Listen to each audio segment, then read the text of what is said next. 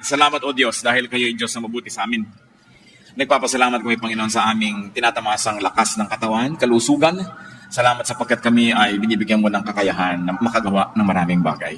Salamat sa maraming mga opportunities, O God, to enjoy life, to have happiness, and even to have pleasures in this life that are not against your will, O God. Salamat po sapagkat binibigyan niyo kami ng mga ideya, mga inspirasyon, karunungan, husay.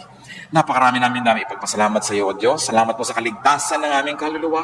Salamat po sa pag-iingat niyo sa amin laban sa masasamang tao at masasamang espiritu. Pagpalain mo ang bawat salita na nagmumula sa Biblia, Panginoon, na aming pagbubulay-bulayan.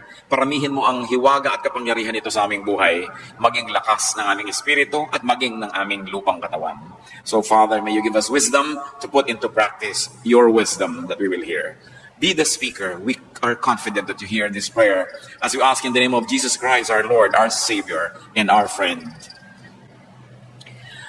Ang buhay po na ito, napakaraming dapat gawin. Napakaraming dapat na tungkulin na magampanan. Napakaraming dapat na sakripisyong dapat harapin. At marami rin mga kasiyahan na dapat malasap. There is so much to do and enjoy in this life. Therefore, life is meant to be long. At least it should be long enough to do many nice and wonderful and great things. Sabi po sa Psalm 90 verse 10, a normal life is about 70 years. 70 years. At kung tayo do'y pinagpapala ng Diyos, nadadagdagan pa yan ng higit sa 70 years. Kaya sayang naman kung higit na maiksi ang magiging buhay ng isang tao dahil sa kanyang kapabayaan o dahil sa kanyang pagkakamali. At yan po ang nais ating pagbulay-bulayan ngayon. To maximize the beauty of life is to lengthen your life. Pahabain ang buhay na ating tinatamasa. How can you have a long life? How can we lengthen our life? The first and the most important thing to do is to love God. Mahalin ang Diyos. Anong kinalaman nun? Psalm 91 verses 14 to 16, because He loves me, says the Lord, I will rescue Him. I will protect Him, for He acknowledges my name. He will call upon me and I will answer Him. I will be with him in trouble. I will deliver him and honor him.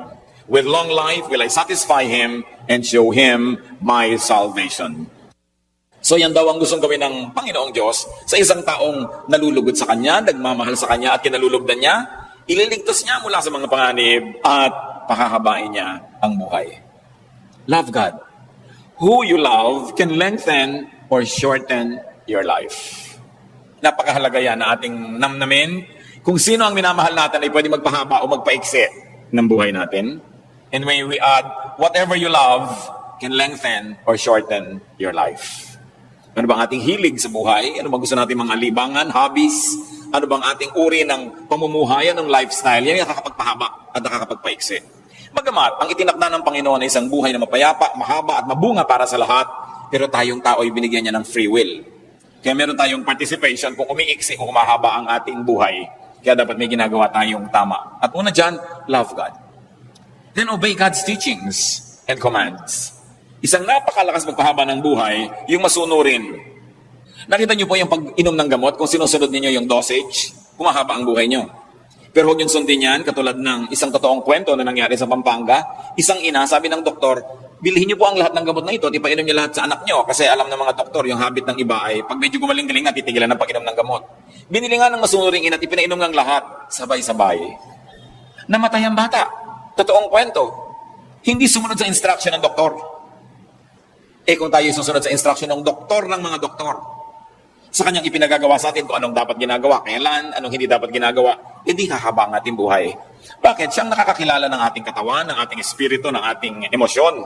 Kaya pag sinusunod natin siya, parang sumunod kayo sa manufacturer's instruction how to use a certain product. Kung yung kuryente mali, isinaksak mo sa ibang voltahe, sasabog agad yung gamit, patay na siya, tapos na yung buhay niya. Pagka hindi natin ginawa sa tama, masisira agad. Ganon din ang katawan ng tao. Yung may likha sa atin, ang nakaalam ng higit kung ano ang marapat. Deuteronomy 4:40, keep His decrees and commands, which I am giving you today, so that it may go well with you and your children after you, and that you may live long in the land the Lord your God gives you for all time. So ang pagsunod daw sa kautosan ng Diyos ay nahulugan ng pagpapahaba ng buhay ng tao. Kaya pati po ang pagpapahinga, iniutos ng Diyos. 6 days you shall labor and do all your work, and on the 7th day you shall rest. Utos yan ng Panginoon. Yung iba sobrang sipag, hindi na nagpapahinga. Akala nyo natutuwa ang Diyos. No. Kapag sobrang sipag ka, hindi ka nagpapahinga, you are disobeying God. That's disobedience. Kahit pa sabihin mo dahil sa kadakilaan, dahil sa kasipagan, pero alam ng Panginoon ang limit na kayang dalhin ng katawan ng tao sapagkat siya ang lumikha. And God remembers that we are dust. That's why it is important to be obedient. Pag sinasabi ng Diyos na huwag ka na magalit, magpatawad ka. Akala nyo ba pinapalugi tayo ng Diyos pag sinasabi magpatawad ka? Kasi pag hindi ka nagpapatawad, ikaw ang nagdadala ng lahat ng bigat ng mundo, ikaw ang nagagalit, tumataas ang presyon ng iyong dugo, bumibilis ang pintig ng iyong puso, pati ang pulso mo bumibilis, nawawalan ka ng ganang kumain, hindi mabuti para sa'yo. Kaya sabi niya, ipatawad mo na. Eh paano po kung hindi naman humihingi ng tawad? Eh di lalo namang dapat mong patawarin dahil alam ka namang dahil hindi siya humihingi, ikaw ito nalugi. Kailangan magkusa ka na. Kaya pag sasabi niya, huwag kang mag-inggitin, huwag kang magselos, huwag kang magalit, mabuti lahat sa katawan ng tao yan.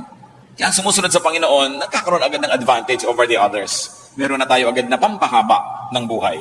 God's words, yung salita ng Panginoon ay manual. It's a manual to life, it's a manual in life. And it's important to respect the wishes and the design of God, our Maker. How to have a long life? Please God. With what you ask for. Katulad ni Solomon. Sabi ng Panginoong Diyos, o sige, gagawin kitang hari, kahit anong hilingin mo, ibibigay ko sa iyo para magkaroon ka ng lakas para maging hari. Ano ba yun? 1 Kings 3:11-14. So God said to Solomon, since you have asked for this, and not for long life or wealth for yourself, nor have asked for the death of your enemies, but for discernment in administering justice, I will do what you have asked. I will give you a wise and discerning heart, so that there will never have been anyone like you, nor will there ever be. Moreover, I will give you what you have not asked for, both riches and honor, so that in your lifetime you will have no equal among kings. And if you walk in the ways, in my ways, and obey my statute and commands, as David your father did, I will give you a long life.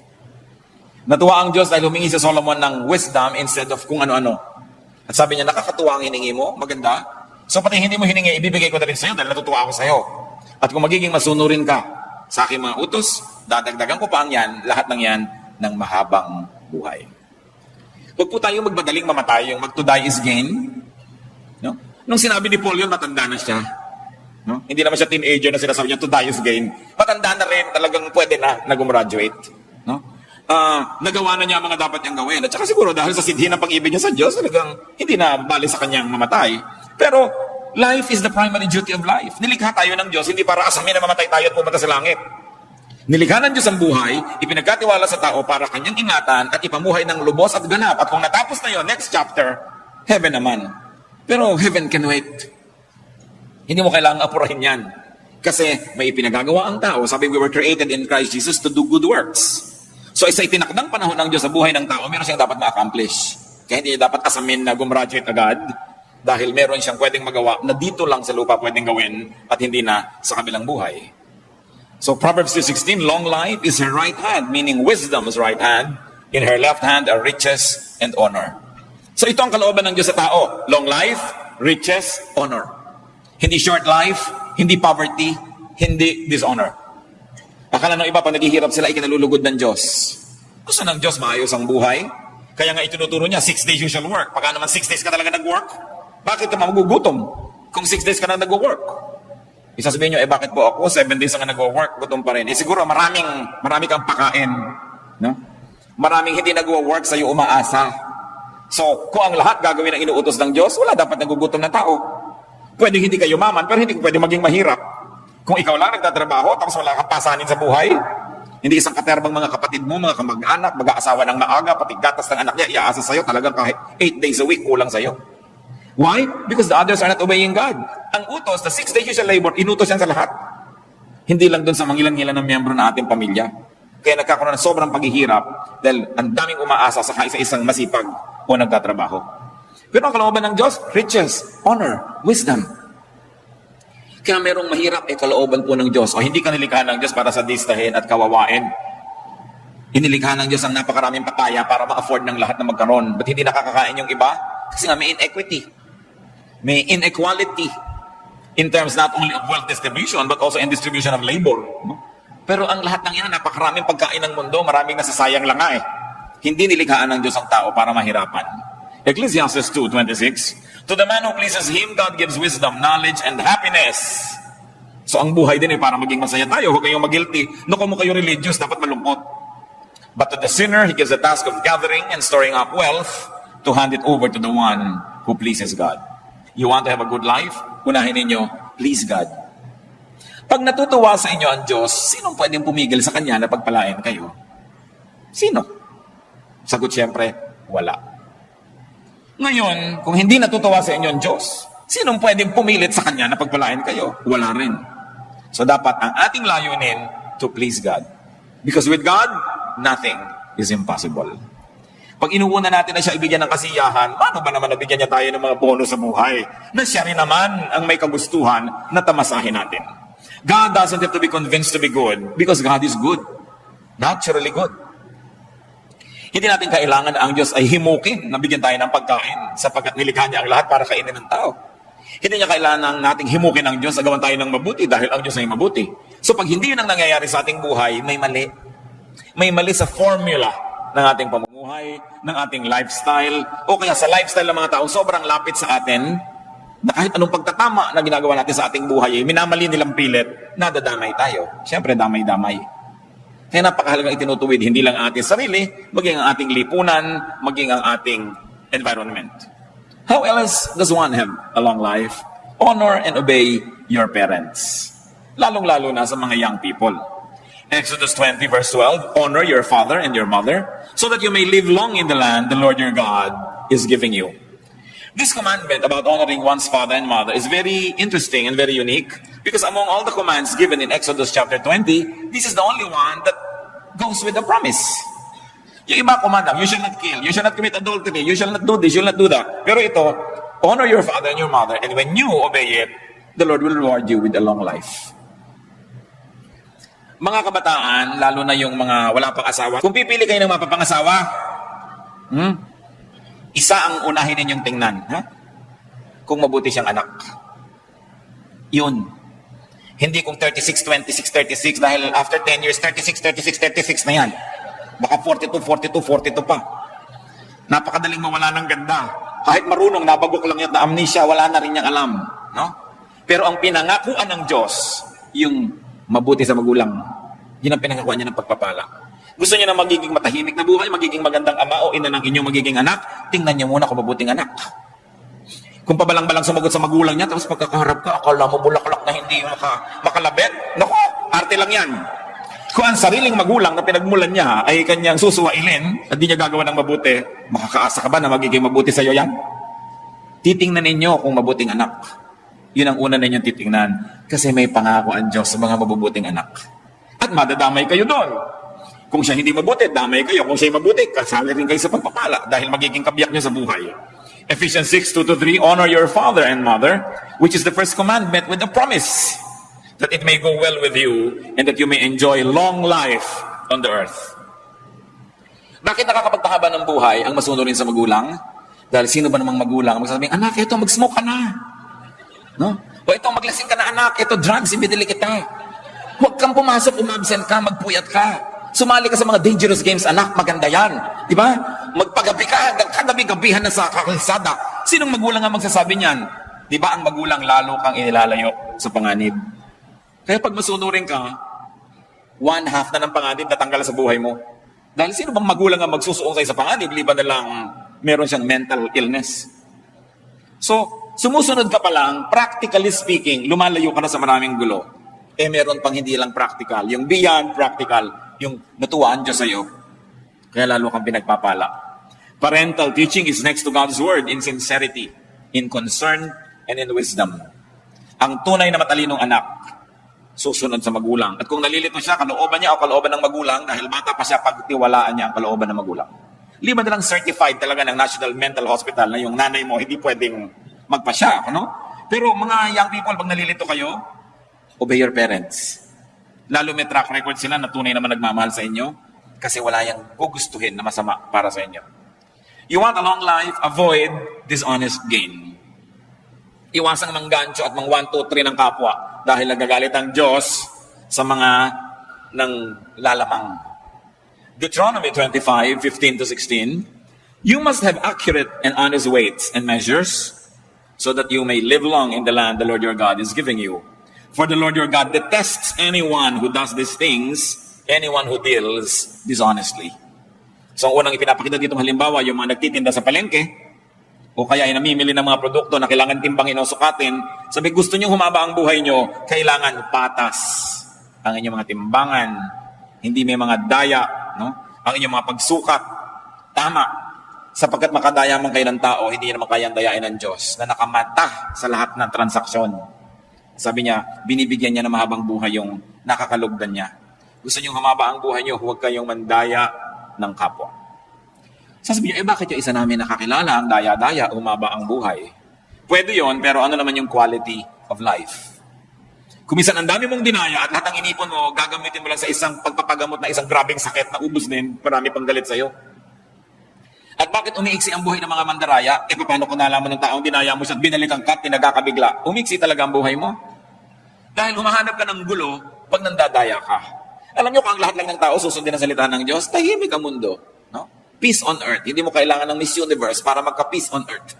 Susunod ka lang talaga sa Diyos. Proverbs 28:16, he who hates ill-gotten gain will enjoy a long life. Yan daw mga namumuhi sa mga tinutubo sa pandaraya, magkakaroon ng mahabang buhay. Honesty pleases God. Honesty keeps you away from troubles with men, therefore you will have a long life. And you want long life, be fruitful. Produced honest gain. Alam niyo kung sino lang yung gustong mamatay na? Yung walang magastos. No? So kung ikaw productive, pag may sakit ka, may pambili ka ng gamot, may pampadoktor ka, naiinip ka, may panglibang ka sa buhay, may gusto kang tulungan, natutulungan mo, ayaw mo pang mamatay. Nakita niyo yung mga pharaoh, yung mga emperor, yung lahat mga hari at mga reyna, kutak-kutak mga elaborate na ritual pag sila'y namatay kasi gusto nilang ituloy pa yung buhay nila next life kasi enjoy sila eh. Pero yung mga slave, naku, gusto na nang mamatay agad dahil yun na lang ang pag-asa nila makatakas sa hirap. So pag tayo po, mabunga sa buhay, dahil marami kang tinatangkilik, marami kang na-enjoy, you naturally want to extend life. That's why to be fruitful, you will naturally position yourself to love life. Sa Matthew 25:21, paano ginantimpalaan yung mabuting manggagawa? His master replied, well done, good and faithful servant. You have been faithful with a few things. I will put you in charge of many things. Come and share your master's happiness. Ang pinag-uusapan na natin dito mga kapatid, happiness, hindi na number of years in one's life. Because long life doesn't always mean length. Long life doesn't always mean number of years. But it can mean quality of life. It is not years in your life, but life in your years that make it long. So kung masarap ang buhay mo, high quality ang buhay mo, daig mo pa ang nagkaroon ng mahabang buhay, kahit hindi yun masyadong mahaba. Kasi nalasap mo ang dapat malasap, naabot mo ang dapat abutin, naakyat mo ang dapat akyatin, nakain mo ang dapat kainin, natikman mo ang dapat tikman, you have lived a full life. And of course, the fruitful person will naturally enjoy a higher quality of life. So tayong mga anak ng Diyos, huwag kayong makontentong basta buhay. Kailangan namumunga. Hitik na hitik, mabulaklak, mabango, humahalimuyak, maganda, makulay. Dahil sabi ng Panginoong Jesus sa John 10:10, I came that they may have life and have it abundantly. Have it to the full. A great, wonderful, and beautiful life. You want a long life? Live peaceably. Live peacefully. Titus 3:2 remind the people to be peaceable. Huwag palaaway. Gaano karaming tao ang palaaway na agad-agad na putol ang buhay. Interrupted ang life nila because they cross paths with another equally troublesome person. Nag-contest sila, namatay sila pareho o isa ang namatay. Yung mga mainitin ng ulo, hindi marunong magbigay sa kapwa, lagi nang nagagalit, naghahari-harian, naghahanap ito na umiksi ang kanyang buhay. It's important to clear and unclutter your mind, to unburden and rest your mind, to have a long life. Kaya ang utos sa Philippians 4:6-7, do not be anxious about anything. And the peace of God, which transcends all understanding, will guard your hearts and your minds in Christ Jesus. Huwag daw tayo maging warrior. Because when you always worry, you don't change the situation, but you make yourself miserable. Pag lagi pong nag-aalala ang tao, lagi nag-iisip, laging namang problema, hindi naman niya talaga nalulutas yung tunay na problema, nadadagdagan pa dahil siya nasisira ang kalusugan. So sabi, ipanalangin mo.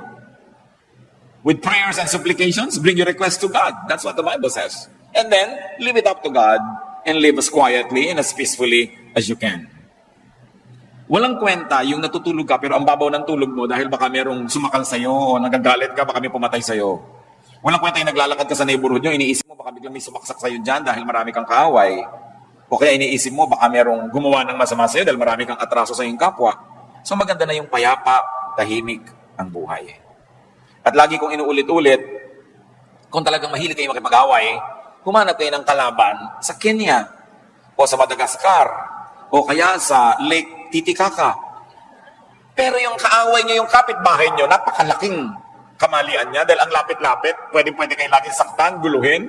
Hindi kayong kawawa.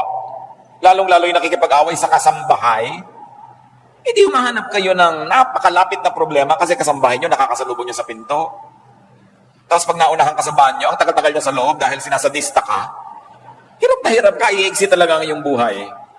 Huwag na kayo maging banal, maging matalino na lang kayo, huwag kayo makikipag-away sa kasambahay. Lalo yung mag-asawa, mag-aaway kayo, tapos iisa ang hihigan yung kwarto, isang kama, napakahirap gawin yun sa buhay. Ang nakakapagtaka, ba't ang daming tao ang kaaway, yung kasambahay, yung kapitbahay, yung malapit, and you are within their reach, and they can give you trouble. And you can make their life miserable, and they can make yours miserable as well. So be good, be godly, don't quarrel. But if you cannot be godly, at least be wise. You don't want trouble to come from very near, because you are very, very vulnerable. Live peaceably. Ang walang atraso, tahimik ang buhay. Lengthen your life, live healthfully. At usong-uso na niya ngayon. Ang dami-daming spa, lahat gustong magpa-foot detox. Ang lahat ay umiinom ng mga herbs at kung ano-ano. Kasi gusto ng taong lumusog. Nag-gym, nag-exercise, kung ano pinagagagawa sa buhay. Dahil gusto ng tao ngayon, alam nyo, habaan ng buhay. Dahil kahit pa nga tayo reklamo ng reklamo, ang totoo ay masarap ang buhay. Kung hindi pa naman masarap yun, ba't gusto mong panghabaan? No? So hindi dapat reklamo ng reklamo ang tao and live healthfully. Take care of your body. Your body is the temple of the Holy Spirit. And if that doesn't appeal to you, at least think that your body is the only temple of your own spirit. Kapag yung temple mo, sira-sira, giba-giba, ano mangyayari sa sarili mong spirituality? Your body is the only physical seat of your life. Nakita nyo, pag bumigay na ang katawan, tapos na ang lahat. Tapos na ang mga pangarap, tapos na ang mga inaasahan, tapos na ang excitement. Pagka ang tiyan ayaw na mag-digest o ayaw tumanggap ng pagkain, wala nang appeal ang lahat ng pagkain. No? Wala nang kahulugan ng anumang bagay. Anong kahulugan ng mga kulay? Anong kahulugan ng magagandang hugis sa isang nabulag? Anong kahulugan ng lahat ng tunog sa isang bingi? So anong kahulugan ng ganda ng mga tanawin kung napakasakit ng nararamdaman mo sa loob ng iyong mga buto? Baliwala. Kaya ang tao pinapahalagahan niya ang kanyang katawan kasi doon lang siya pwedeng makikonekta with the physical world. Your spirit cannot connect with the physical world. It has to be your stomach, your eyes, your ears, your skin. They are the only ones created and equipped by God to perceive, to understand, and to interact with the natural world. So, kailangan inaalagaan mo yung katawan. Isa dyan, napakasimpleng remedyo mga kapatid, drink lots of water. Water is life. Kaya nga pati ang Panginoong Hesus tinawag na, I am the living water. Ganun ang kahulugan ng tubig sa buhay. Pati si Elijah, isang propeta na gusto nang mamatay dahil napagod sobra. 1 Kings 19:6, he looked around and there by his head was a jar of water. He drank. And you know what happened after he slept? He became strong again. He got revived. Napakahalaga ng tubig. And most people, at least 85% of people, are dehydrated. We don't drink enough water. Ang dami nating ipinapawis, ang dami nating ine-excrete na mga liquids, but very few people really drink enough water. Si Daniel, no, at ang kanyang mga kaibigan na Shadrach, Meshach, and Abednego, sila yung mga royal boys sa Judah, sa Israel, pero nung sila yung naging mga bihag sa kaharian ni Nebuchadnezzar, pinapakain sila ng king's food, pinapainom ng king's wine, they refused. So ayaw namin kumain ng mga matataba na pagkain na yan, yung mga masasarap na pagkain ng hari at uminom na kanyang mga alak, pakainin nila kami ng gulay at painumin kami ng tubig. Sabi nung nagbabantay sa kanila, dahil mga prinsipe naman sila, mahalaga rin sila, aba, mapapahamak ako pagka nakita kayo ng hina. Pakainin nyo lang kami ng gulay at painumin ng tubig 10 days, then test our strength. Pagka hindi nyo kami nakitang malakas, edi sige, kakainin na namin pinapakain nyo. At sinubok nga yun at nakita sila higit na malakas. Kaya sa kumakain ng kami-raming rich foods, and rich drinks. Daniel 1:12, please test your servant for 10 days. Give us nothing but vegetables to eat and water to drink. At hindi sila nalugi. Napakahalaga na umiinom ang tao ng tama. Many drinks are time-released poison.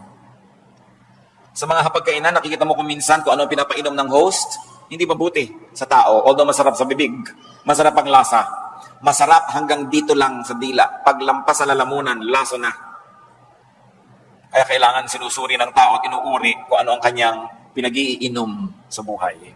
Yung mga tubig na kinulayan ng mga matidilim na kulay, nilagyan ng isang katerbang asukal, ang mahal-mahal pa, nakakabuti ba yan sa tao? Eat lots of clean vegetables, but drinks lots of water. So eat lots of vegetables and green leaves. Ganyan ang nakita natin halimbawa sa Biblia eh. Ang Panginoong Diyos, nung nilikha niya si Adan at si Eva, at tinuruan niya ng kung anong pwedeng kainin, anong sabi niya? All the fruits here you may eat. Right? Except one. So ang tunay na original na kagustuhan ng Diyos sa kainin ng tao, bungang kahoy. Hindi sinabing, yung ahas, kainin ninyo, yung ibon, kainin ninyo. Hindi, later lang nangyari yun. Pero yung unang-unang sinabi ng Diyos, ito, you are free to eat any of the fruits. Ibig sabihin, it comes from the plant kingdom, yung food ng tao, not from the animal kingdom. Noon lamang ang tao ay bumagsak na nagkasala, doon na naisipang unang kainin, no? Yung mga kung ano-ano. Daniel 1:15-16, at the end of 10 days, they looked healthier and better nourished than any of the young men who ate the royal food. So the guard took away their choice food and the wine they were to drink and gave them vegetables instead. Ang sarap-sarap sigurong maging mahilig ka sa gulay. No? I was talking to one Chinese health practitioner. Sabi niya, you want a healthy life? Sabi niya ganon, 1:4. 1 portion meat to every 3 parts vegetable. No? Sabi ganon. At most, sabi niya ganon. Dapat 1 portion. 25% lang. Hindi yung puro karne, tapos wala kang kagulay-gulay na kinakain. Diba? Pumunta na siya, tapos kinain mo pa lahat, ang bituka, ang dugo, ang lungs, ng hayop. Kinain mo na lahat, wala kang nang pinalampas. No? So, ano nangyari? Kaya ipinagbabawal sa Biblia rin yung pagkain ng dugo. Di ba pag gusto nyo malaman kung may sakit kayo, anong gagawin sa inyo? Blood test. Kasi nasa dugo yung sakit. Tapos kaya kakainin mo. No? Hindi naman natin sasabihin, huwag mong gawin yan. We have liberty to make a choice. Pero isip-isipin mo naman ang pinagagagawa natin sa buhay. Ezekiel 47:12, fruit trees of all kinds will grow on both banks of the river. Their leaves will not wither, nor will their fruit fail. Their fruit will serve for food, and their leaves for healing. Nakita niyo yung ipinasabi na mangyayari na bagong buhay, bagong mundo, bagong paraiso ng tao. Sabi ko na, ang kakainin muli, prutas. Paano ka magkakaibiganin ng cobra kung gusto mo siyang iihaw? No? No, paano ka naman magiging kaibigan ng mga hayop kung gusto mo siyang gawing pork chop? No? So, hindi magiging tahimik ang buhay mo. So, sabi niyan, leaves for healing. So, nasa dahon ang mga pagpapagaling sa tao. You want to be literal? Think herbal. No? Na talagang nasa mga dahon, napakasarap na kinakain mo yung mga green leafy vegetables. Grade 2 pa tayo, tinuturo na yan na eat green leafy vegetables. No? Pero yung bang ginagawa natin sa buhay? And when you have to fast, fast correctly. May tao po nag-fast, ginaya si Jesus 40 days, namatay. Sa Diyos ko, bakit po ako namatay? Ba't mo ginagaya si Jesus? Jesus ka ba? Diba? Hindi ka ba pinag-fast ng 40 days di papako ka na rin, gayahin mo na siya ng lubos. No? So, sabi sa Matthew 6:16-18, when you fast, do not look somber as the hypocrites do. Put oil on your head and wash your face, so that it will not be obvious to men that you are fasting. In other words, there's a correct way to fast. And there's an incorrect way. So kung talagang convinced ka na magpa-fast, at least get medical advice. Kakayanin ba ng katawan mo yan? Makakabuti ba? Kasi up to a point, it's really good to fast because your body uses your stored energy. Sabi po nila, pag kumain ng tao sa gabi at natulog na siya, titigil ang buong metabolism, so lahat ng kinain niya magiging taba. No? Dahil hindi naman nagamit Kaya yung iba gusto nila talaga, no, eating after 6. Kasi sabi nila, it takes 3 hours to fully digest food. So pagkakain mo, dapat 3 hours ka pang gising bago ka matulog. Pero kung matutulog ka na mamaya, kumain ka pa sa katerba, magiging taba lang yun. Hindi mo magagamit. Yung after 6. Yung iba naman, ang dieta nila, after 6 courses. Tsaka pa lang sila titigil. Kaya talagang hindi natabla-tabla ng anumang dieta. But correct timing, correct bodily condition, motive and technique will also be good if one fasted. Pero dapat tama pati yung motivation. Hindi lang para ipagyabang mo nag-fast ka o dahil lahat may magpa-fast, sasali ka. Dapat may personal conviction. Hindi lang nakikiusap. Take your medication. Yung iba kung naging Christian, ayaw na uminom ng gamot. Hindi, pagagalingin ako ng Diyos. Well, pwede kang pagalingin sa himala. Hindi naman talaga imposible yun. Pero pwede ka lalong pagalingin kung uminom ka ng gamot mo. Lalo tama yung gamot mo, tama naman yung prescription. Si Timothy nga anong payo ni Paul? Dahil hindi matagal-tagal ang kanyang sakit ng tiyan, 1 Timothy 5:23, stop drinking only water and use a little wine because of your stomach and your frequent illnesses. So nagpayo si Paul na huwag lang tubig ang inumin, uminom daw ng wine. Alam niyo naman ang wine kasi cleaner than water in many parts of the world, especially during the ancient times. So sabi niya, huwag ka na lang inom ng mga tubig may mga butete, mga tubig na may mga nakatirang palaka, etc. Dahil kaya hindi ka na gumaling-galing. Uminom ka na lang ng wine at tanggalin mo yung arte mo na Christian kahit hindi ka umiinom niya dahil inang makakabuti sa iyo sa kayong kalagayan ngayon. No? So yung mga tao rin, pinaresetahan tayo ng gamot, kung sa palagay nyo makakabuti sa inyo at ang nagreseta sa inyo ay kapanipaniwala, bakit hindi? Bakit nyo pa paghihimalain ng Diyos samantalang pag ininom niya yung gamot kagaling na kayo? Di mas madali, di ba? So, do what is easier. Use plants for medication, by the way. Isaiah 38:21, Isaiah had said, prepare a poultice of figs and apply it to the boil and he will recover. So sabi ganoon, pag samasamahin ninyo yung mga dahon-dahon, mga halaman, at pagkatapos ay durug-durugin ninyo at itapal ninyo sa inyong mga may kikekwek para kayo gumaling. So huwag niyong nilalait-lait yung mga damo-damo, mga herbs, kasi maging yung si Isaiah, ayan, herbularyo. Huwag lang may mga bulong-bulong. Yung talagang mga leaves and roots. Kasi inilagay na ng Diyos sa halaman lahat ng kailangan nating nutrient, lahat ng kailangan nating gamot, lahat ng kailangan nating katawan. Kumisa nga, hindi mo na kailangan yung mga artificial western medicines. No? Kung alam mo lang ang herb na yung dapat gamitin. Pero ano ginagawa ng marami, nilalait-lait nila yung traditional herbal science ng kanilang lahi. Then they abandon all of these natural healing elements at ang gusto nila puro Western medicine. Well, Western medicine works. But up to a point, because of the specialist orientation ng Western medicine, kung ginagamot ko ang iyong puso, tatampakan kita ng kung ano-anong gamot at wala akong pakialam kung nagka-problema ang kidney mo. Di ba? Kasi puso mo ang pinapagaling ko. Kasi sa Western medicine, kapra-kapraso, bahagi. Hindi sila holistic. No? Hindi katulad ng Eastern medicine, even Philippine, Chinese, traditional Asian medicine. Buong katawan ng tao kasama sa piniisip. Hindi lang yung parte-parte. Kaya ang masama ko minsan, pag sobra kang dependent sa Western medicine, gumaling nga yung original sakit mo, pero may komplikasyon sa ibang bahagi. No? Kasi para kang may ipis sa noo, binaril yung ipis, patay ang ipis, butas ang noo mo. Maraming ganun. Ganun din yung mga kuminsan nagkikimo, kuminsan ay nagra-radiation. Yung original complaint, nalulutas for a while, pero may ibang komplikasyon na nangyayari sa iyong katawan. Kaya dapat nag-iisip na rin ang tao, alin ba ang mabuti. Sapagkat hindi natin kailangan umalis sa Biblia para maghanap ng ganito mga halimbawa. Kitang-kita natin, pati ang kanilang pagpapalakas sa kanilang katawan. So do not belittle herbology. Do not belittle the traditional use of herbs. Except that it must be done in the right way. And of course, in a hygienic procedure. Live healthfully, have enough rest and sleep. Tulad po ng binanggit natin kanina. May hangganan ang kaya ng katawan ng tao. At ang taong maka-Diyos, igagalang niya yung hangganan na yon. Don't burn your candle at both ends. Kailangan, meron talagang pahinga. 1 Kings 19:4-5, referring to Elijah, he came to a broom tree, sat down under it, and prayed that he might die. I have had enough, Lord, he said, take my life. I'm no better than my ancestors. Then he lay down under the tree and fell asleep. Sa bigat ng mga problema na dumating sa buhay ni Elijah, maging siya na napakadakilang propeta ay ginusto ng mamatay. Pero nung siya ay nakapamahinga, nakainom ng tubig, nakakain ng konting tinapay, na iba ang kanyang orientasyon, lumakas ang katawan at gusto na naman niyang mabuhay. Hindi ko alam kung may kasama tayo dito na kumisan gusto na mamatay. Pero nawa, wala. Pero kung meron, baguhin nyo lang chemistry ng blood nyo, may iba yan. Ibahin nyo lang. Kumain kayo ng halo-halo. Magnat-ngat kayo ng panotsa. Kumain kayo ng pulot.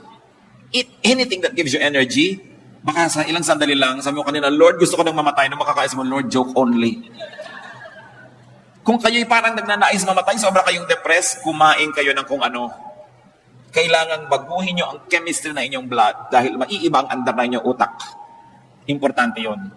So kung meron sa inyo, tandaan nyo yan. Ano? Kung ano man yon, lalo yung gusto nyong kainin ninyo. Halimbawa, baling tumaba na kayo ng konti, isang araw lang naman, isang kain.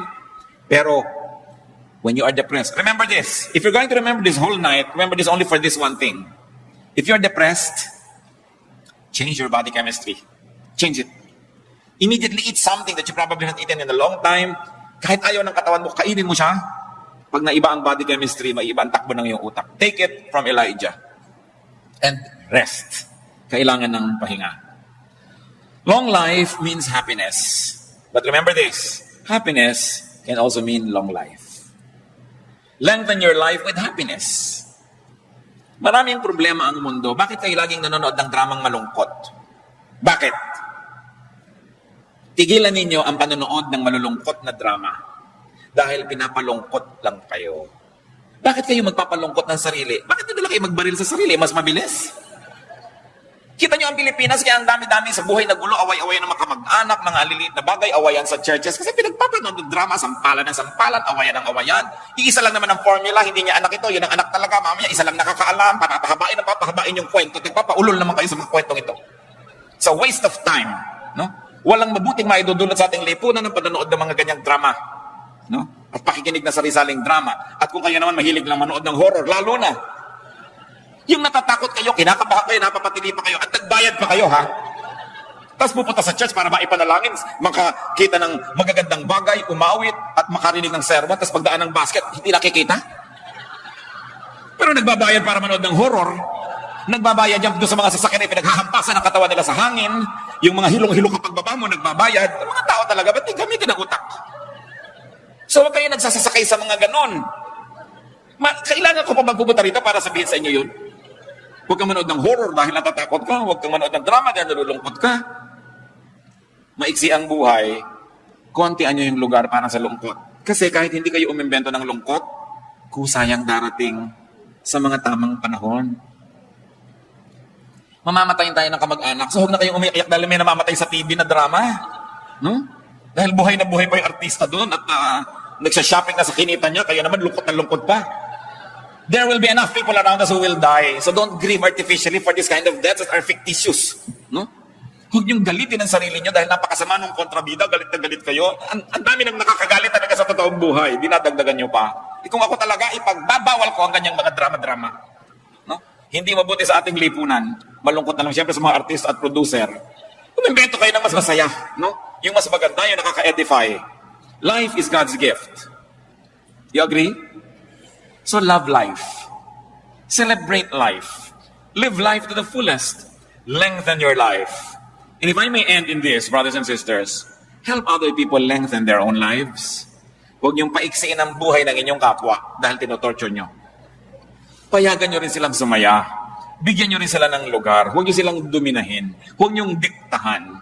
Tigi-tigisa lang tayo ng buhay. Hindi ko mo kayo ang may pera, pero ang may kapangyarihan, didiktahan nyo ang inyong kapwa. Kasi siya man, isa lang ang buhay niya. Live your life the best way you can and let others live theirs. Aming Diyos, salamat sa mga paalala nyo na ang buhay ay masaya, maganda, mabuti. And life is enough sorrows, enough troubles, enough problems that we should not invent sorrows and problems anymore. Turuan nyo kami, Lord, to be selective. Kung anong pinapanood, anong pinapakinggan, anong dinidinig, ano ang pinag-uubusan namin ng lakas. Nang ang maiksing panahon dito sa lupa, ay matamasa namin ang lahat ng dapat tamasahin, magawa ang lahat ng misyong ipinagagawa mo, walang maaksaya. Psalm 90 verse 12 says, teach us to number our days. So Lord, teach us to number our days. To be thankful for every day. To be thankful, O Lord, for work and for rest. At nang sa ganun, Panginoon, ang buhay namin, huwag naming kabagutan, huwag namin pagsawaan, at lalo namang huwag namin gustuhin wakasan. Isang malaking kataksilan sa inyo na nagbigay ng buhay, na aksayahin namin ang buhay na ito. Teach us, O Lord. Matuto kami na maghanap buhay doon sa talagang kung saan kami mag-enjoy. Turuan niyo po kami na ilagay ang sarili namin kung saan kami mamumunga ng pinakamarami at saan kami magiging kapakipakinabang. Magbulay-bulay tayo mga kapatid. Walang buhay na dapat masayang. Kung mayroong buhay na nasasayang, mag-isip ngayon din, ibahin ang pamamaraan. O kaya may mga bahagi ng buhay natin na alam natin na sasayang, palitan ang pamamaraan ng pamumuhay. Sapagkat ang buhay na ito bigay ng Panginoon. Napakaraming magaganda siyang iniwan along the way to be discovered by everybody who travels well and who travels correctly. Let us have time for reflection. Pasalamat tayo sa Diyos sa ating buhay. Ipagpasalamat yung mga kapatid ang mga magagandang bagay na tinatamasa niyo sa buhay. At ipasa Diyos natin yung mga bagay na hindi pa nangyayari pero gusto natin. Identify your own habits, your own style that makes your own life miserable. Kailangan ng pagbabago ng isip, pagbabago ng style so that we can have a full, meaningful, and abundant life. Life is a gift. Let's be alone with the Lord and listen to the prodding of the Holy Spirit.